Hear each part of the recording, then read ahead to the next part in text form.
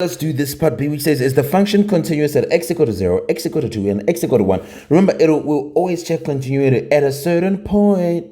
Okay, so now let's check that. Let's check that. Okay, so we'll be now saying bi. Okay, so we can say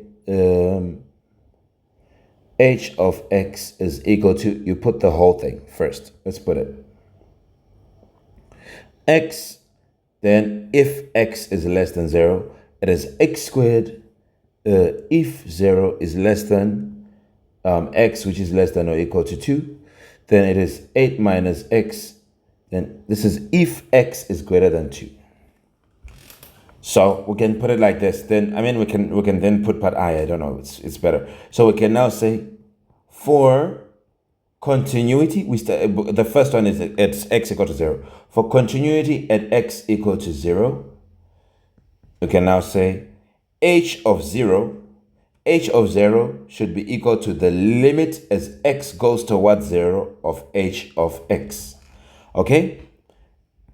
Now, you can now say at x equal to 0, h of x is equal to what? H of x is equal to, there's no such thing. So you can now say h of 0 is undefined. You can now say, since h of 0 is undefined, because I came here and I'm looking for anywhere where I can put 0 and there's none. Because here x is less than 0.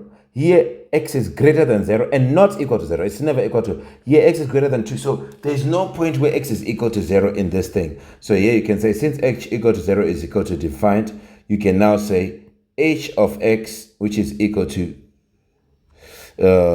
x if x is less than 0, and x squared if 0 is less than x, which is less than or equal to 2, and then 8 minus x if x is greater than 2. You can say, since a is undefined, therefore h of x is this, you can say, is not continuous. It is not continuous at x equal to 0.